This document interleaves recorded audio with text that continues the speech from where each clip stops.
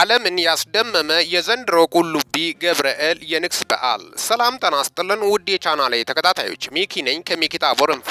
ለዚህ ቁም ነገር አዘል ቻናል አዲስ ከሆናችሁ ሰብስክራይብ በማድረግ ቤተሰብ ይሁኑ። በዚሁ ቻናል በዋናነት የምተላለፉት ወቅታዊና ታማኒ እንዲሁም ሚዛናዊ መረጃዎች ስለሆኑ ሰብስክራይብ ስታደርጉ ደወል ምልክቷን ወይም ኖቲፊኬሽን ቤሏን ክፍት ያድርጉ። ያን ሲያደርጉ ወዲያውኑ የሚለቀቁት መረጃዎች ለእናንተ ይደርሳሉ። ይህንን ቪዲዮ ሲጨርሱ ላይክ፣ ሼር እና ኮመንት በማድረግም ላልሰሙት እንድዳረስ ያድርጉ። እስከ መጨረሻው እንድታደምጡኝ በትህትና ጠይቃለሁ። በኢትዮጵያ ረጅም ዕድሜ ካስቆጠሩት እምነቶች መካከል አንዱ ኦርቶዶክስ ተዋሕዶ ቤተክርስቲያን ነው ቢባል የማይካድ ሐቅና እውነታ ነው። በሺዎች ዓመታት ኢትዮጵያ ታሪክ የቆየ ሃይማኖት፣ በርካታ ቁጥር ያላቸው ምዕመናን ወይም ተከታዮች አሉት። በኢትዮጵያ በተለይ የኦርቶዶክስ ተዋሕዶ ቤተክርስቲያን ኦርቶዶክስ ተዋሕዶ ቤተክርስቲያን ከጥንት ጀምሮ በዓላትን በማስመልከት ለዓለም አነጋጋሪ የሆነ የቱሪስት መስህብ ሁኔታም የተፈጠረበትም ነው። ኦርቶዶክስ ተዋሕዶ ቤተክርስቲያን የተለያዩ በዓላት አሏት። መስቀል፣ ጥምቀት፣ የተለያዩ በዓላት። በዋናነት ደግሞ ከንግስ በዓል በጣም ለበርካቶች አነጋጋሪና ተወዳጅ የሆነው አንዱ የቁልቢ ገብርኤል ንግስ በዓል ነው። ዓለምን ያስገረመ፣ በኢትዮጵያውያን ዘንድ ደግሞ በከፍተኛ ቁጥር ኢትዮጵያኖች ወደዛ የሚያቀኑበት። ታዲያ የዘንድሮ የቅዱስ ገብርኤል በዓል እየተከበረ ነው። የሊቀ መላእክት ቅዱስ ገብርኤል ዓመታዊ በዓል ብፁዓን አበው ሊቃነ ጳጳሳት በተገኙበት በቁልቢ ደብረ ኃይል ቅዱስ ገብርኤል ገዳም በድምቀት እየተከበረ ነው። በክብረ በዓሉ ላይ ብፁዕ አቡነ ሳዊሮስ የጠቅላይ ቤተ ክህነት ዋና ስራ አስኪያጅ፣ የደቡብ ምዕራብ ሸዋና የሸገር ከተማ አህጉረ ስብከት ሊቀ ጳጳስና ብፁዕ አቡነ ዲዮስቆሮስ የቅዱስ ሲኖዶስ ዋና ጸሐፊና የራያ ሀገረ ስብከት ሊቀ ጳጳስ፣ ብፁዕ አቡነ ኒቃዲሞስ የምስራቅ ሐረርጌ የምስራቅ ወለጋና ሆሮ ጉድሩ አህጉረ ስብከት ጳጳስ የቅዱስ ሲኖዶስ አባል፣ ብፁዕ አቡነ መልከ ጸድቅ የጉራጌ ሀገረ ስብከት ሊቀ ጳጳስ፣ ብፁዕ አቡነ ዜና ማርቆስ የጉጂ የምዕራብ ጉጂ ቦረና ሊቦን ዞኖችና የምዕራብ አርሲ አህጉረ ስብከት ሊቀ ጳጳስ፣ ብፁዕ አቡነ ፊሊጶስ የደቡብ ኦሞ ኦአሪ ዞኖች አህጉረ ስብከት የተለያዩ የጠቅላይ ቤተ ክህነት የተለያዩ አህጉረ ስብከት የመምሪያ ኃላፊዎችና በርካታ የእምነት ተከታዮች በተገኙበት ከትናንትና ዋዜማ ጀምሮ በተለያዩ መንፈሳዊ መርሃ ግብሮች እየተከበረ ይገኛል። በየዓመቱ ታኅሳስ 19 ቀን የሚከበረው በዓል በመጽሐፍ ቅዱስ ላይ የተገለጸው አናንያ ወይም ሲድራቅ፣ አዛርያ፣ ሚሳቅ፣ ሚሳኤል፣ አብደናጎ የተባሉ ታዳጊዎች የምናመልከው አምላካችን ከምነደው ከእሳቱ እቶኑ ሊያድን ይችላል ያሉበት ዕለትና ቅዱስ ገብርኤል ከእሳት ያዳናቸው ዕለት መታሰቢያ ነው በማለትም ቤተ ክርስቲያኒቱ ታምናለች። በዚሁ መርሃ እንግዲህ በዚህ ላይ እንግዲህ ቅዱስ ገብርኤል ነው የምለው መጽሐፍ ቅዱስ ላይ እንዳልተገለጸ ነው፣ ግን ቤተ ክርስቲያኒቱ ቅዱስ ገብርኤል እንደሆነ ታምናለች። በዛው ስፍራ ደግሞ የልዑል ልጅ ይመስላል ነው የምለው መጽሐፍ ቅዱሱ ክፍል። እንግዲህ እዚህ ጋር በርካቶችን ያነጋገረ ክስተትም ነው። መጽሐፍ ቅዱስ ላይ በደንብ ዲቴይሉን አላስቀመጠም። በዚህ ዙሪያ የልዑል ልጅ ነው ይመስላል ያለው። ምናልባት አንዳንዶች ክርስቶስ ነው ይሉታል፣ ሌሎች ደግሞ የተላከው መልአክ ነው ይሉታል። እንግዲህ የተለያዩ ሀሳቦችን እየገለጹ እንደሚገኙ ጭምርም ነው። ቀጥታ እዛ ክፍል ላይ አልተጻፈም። ከእሳት ግን ያዳናቸው አንድ ነጭ የለበሰ በመሃላቸው ተገኝቷል። ማንነቱ ግን በደንብ ይፋ አልተገለጸም።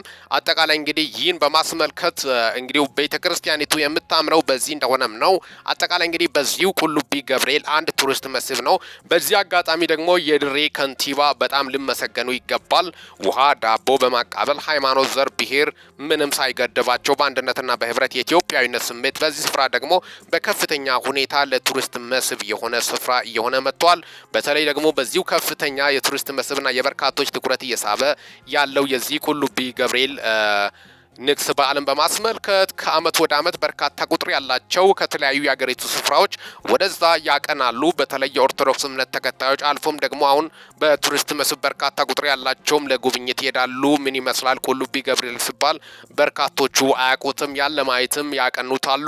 በተለይ የአምልኮ ስነ ስርዓቱ ቤተክርስቲያኑ በከፍተኛ ሁኔታ አካባቢ በከፍተኛ ሁኔታ መጨናነቅ ይታይበታል። ከፍተኛ ቁጥር ያለው ኢትዮጵያውያን ወደዛ ስፍራ እንዳቀኑም ነው የወጡት መረጃዎችን በማስመልከት በማስመልከት አጠቃላይ እንግዲህ የሆነ ያለው እየተከበረ ያለውን አንድ የቱሪስት መስህብ እንደሆነ ጭምርም ነው ሁኔታዎች የሚያስረዱት።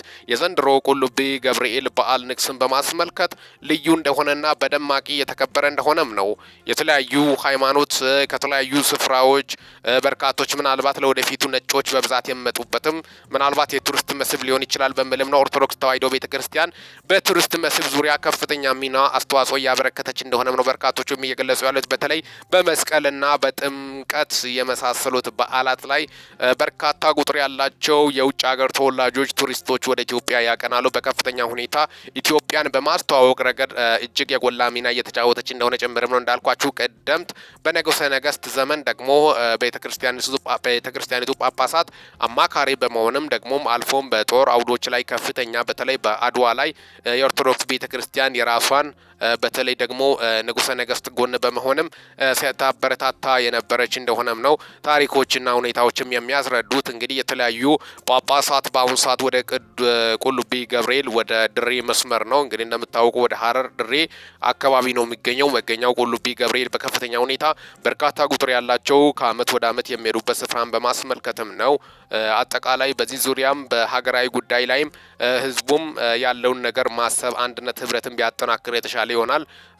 ሰው ስሞት ዘሩ አይታወቅም አንዴ ማለትም ነው። ሰው እስክሞት ነው ዘሩ የሚባለው የሚቀጥለው እንጂ ከዛ በኋላ ዘር የሚባል ነገር የለም። ከዛ በኋላ ሌላኛው ዓለም ነው። ነፍሱ ወደ ፈጣሪው ትሄዳለች።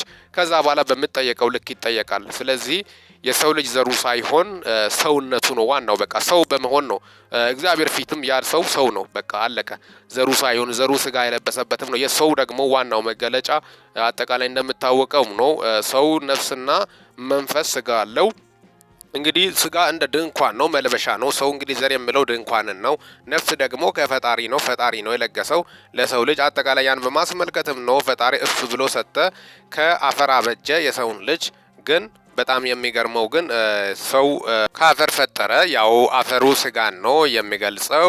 እስትንፋሱ የእግዚአብሔር እስትንፋስ ደግሞ ነፍስ እንደሆነች ጭምርም ነው። በእስትንፋሱ ነው ነፍስ የሰጠው እግዚአብሔር እፍ ብሎ ነፍሱን ሰጠ ይላል። ስለዚህ አንድነት ህብረት ለሚጠፋው ለሚቀረው ዓለም ትተን አንድነትና ህብረታችንን እናጠናክር። በዚህ በሰለጠነ ዓለም እኛ ስራ ስለምፈታ ስራ ፈቶች ነን በማለት በርካቶቹም ትችት እያቀረቡ ነው። በተለይ በዘረኝነት ዙሪያ ያለን ማለትም ነው በማለት በርካቶቹ በተለይ እንደ ኢትዮጵያ ሀገራትን ስተቹ ይስተዋላል። ስለዚህ እንደዚህ አይነት አመለካከት ከመሀላችን ሊቀረፍ ይገባል። በስራ ራሳችንን ቢዚ እናድርግ። ፈጣሪን ደግሞ እናመስግን፣ እናስደስተው። ባለን ልክ በተገኘ ልክ ባለን ተደስተን ፈጣሪን ስናመሰግን እንባረካለን በማለትም ነው የሃይማኖት አባቶችም እያስተላለፉ ያሉት። አጠቃላይ ያን በማስመልከትም ነው የዘንድሮ ቁልቢ ንግስ በዓልን በማስመልከት በርካታ ቁጥር ያላቸው ኢትዮጵያኖች እንኳን ደስ አላችሁ እንኳን አደረሳችሁ በማለትም መልእክታቸውን መልካም ምኞታቸውን እያስተላለፉ እንደሚገኙ ጭምርም እስካሁን ድረስ አብሬያቸው የቆየሁት በዚህ ጉዳይ አብሬያቸው የቆየሁት ሚኪ ነኝ ከሚኪ ታቦር ኢንፎ። ለዚህ ቁም ነገር አዘል ቻናል አዲስ ከሆናችሁ ሰብስክራይብ በማድረግ ቤተሰብ ይሁኑ። በዚሁ ቻናል በዋናነት የምትላለፉት ወቅታዊና ታማኝ እንዲሁም ሚዛናዊ መረጃዎች ስለሆኑ ሰብስክራይብ ስታደርጉ ደወል ምልክቷን ወይም ኖቲፊኬሽን ቤሏን ክፍት ያድርጉ። ያን ሲያደርጉ ወዲያውኑ የሚለቀቁት መረጃዎች ለእናንተ ይደርሳሉ። አጠቃላይ የዘንድሮ ቁልቢ ገብርኤል ቤት በዓልን በማስመልከት አብሬያቸው የቆየሁት ሚኪ እንደሆንኩ አይዘነጋም። ይህንን ቻናል ሰብስክራይብ በፍጹም ማድረግ እንዳይረሳ። በወቅታዊና ጫጭር እንዲሁም ሚዛናዊ መረጃ እስከምንገናኝ ድረስ በያላችሁበት ዓለም ክፍል ሰላም ያቆያችሁ።